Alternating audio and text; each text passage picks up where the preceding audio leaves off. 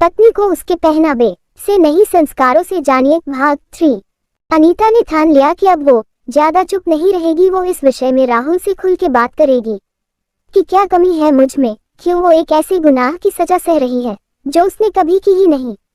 वो ऐसा सोच ही रही थी कि राहुल ने चिल्लाया, माँ ऑफिस का टिफिन लगा दिया है क्या?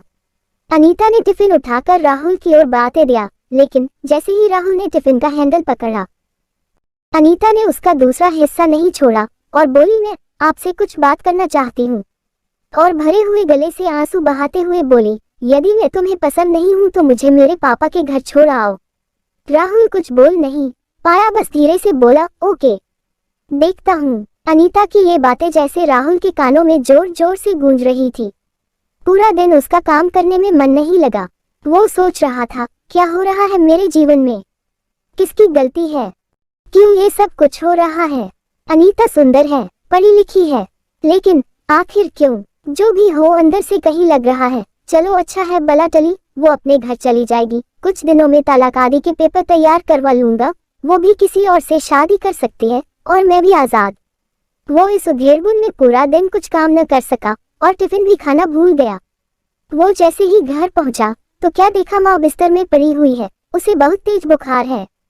अनीता ने कहा, सुनिए माँ को जल्दी किसी अच्छे डॉक्टर के पास ले चलिए। मैं सुबह से कह रही हूँ चलो किसी ऑटो में किसी डॉक्टर के पास चलते हैं, तो माँ मना कर रही है।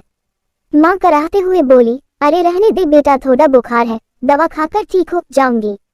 राहुल ने माँ के माथे पर हाथ लगा कर देखा तो कहा, अरे माँ बुखार से आपका शरीर तप रहा है।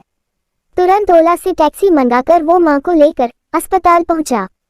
पूरे रास्ते अनीता माँ को संभाले रही और माँ के लिए लगातार प्रार्थना कर रही थी और दिलासा देती रही, आप ठीक हो जाओगी, ठीक हो जाओगी, आप चिंता मत करो।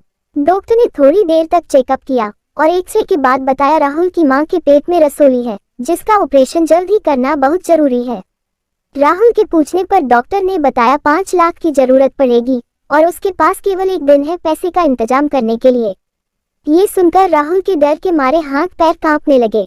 वो सोचने लगा, अभी शादी के समय ही तो कर्ज लिया था, दोस्तों को पार्टी देने में उसकी सारी जमा पूंजी भी चली गई थी। लेकिन वो अस्पताल से बाहर आकर जिसे भी हो सकता था फोन लगाना शुरू किया।